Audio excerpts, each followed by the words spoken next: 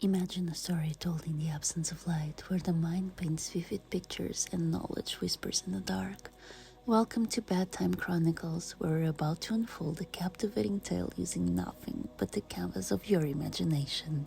This is the story of gender pay gap in developed economies, a story where visuals fade to the background, allowing knowledge to shine.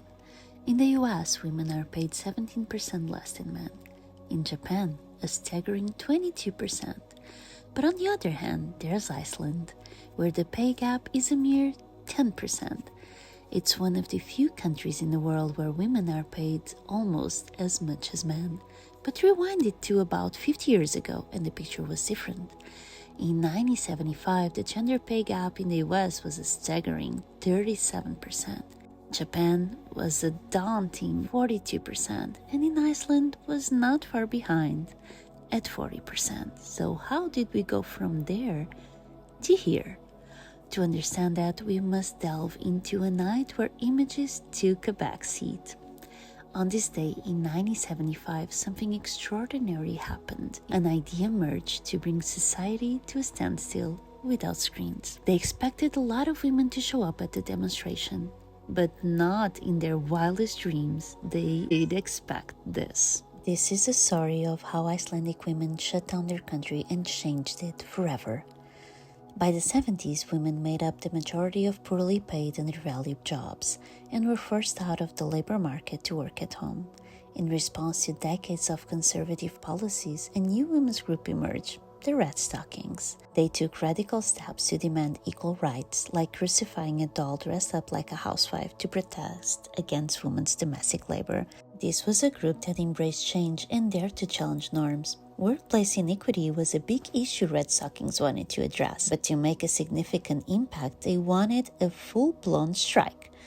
Organizing a strike outside of trade unions and employers' association was illegal in Iceland until 1975, when the United Nations kicked off International Women's Year. This was the first global conference dedicated to women's issues. Governments around the world planned events to address gender discrimination, and in Iceland, representatives from different women's associations across the country made preparations. The Redstockings seized this opportunity to propose a women's strike against gender pay gap, but the idea was met with resistance. The Conservative Women's Association found it far too radical, but Redstockings believed in the strike and slowly gained support. The committee was reluctant until an older woman, an advocate for human rights, took the stage. "Strike, is that what you don't like?" she asked. "Why don't you call it a day off?" So they did. On October 24th, in 1975, 90% of Icelandic women refused to work. An estimated of 25,000 women took the streets of Reykjavik alone.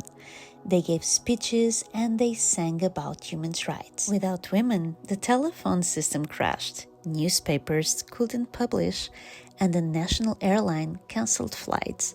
Preschools across the country shut down, and men had to stay at home or bring their children to work.